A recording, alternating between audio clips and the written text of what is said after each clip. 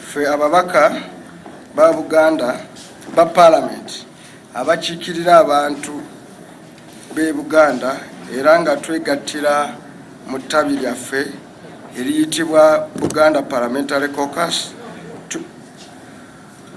tukulisa Ssaabasajja Kabaka olw'okutuuka ku matikkira ag'omulundi ogwa 31 ng'atudde ku Namulondo.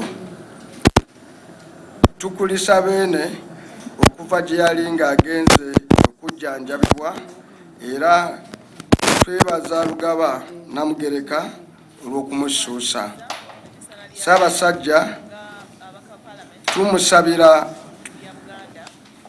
Katonda amusuuse bulungi era akulembere Obuganda naffe tusiime nga bulijjo. Tukumekume Obuganda n'obumu tugende tujaguze. Abalina ebirala muliyomba olulala, naye olwaleero n'enkya ennyombo tuzipaakingeko mu paaka yaazo ku myoyo gyaffe n'emitima gyaffe tujagulize wamu ng'Obuganda.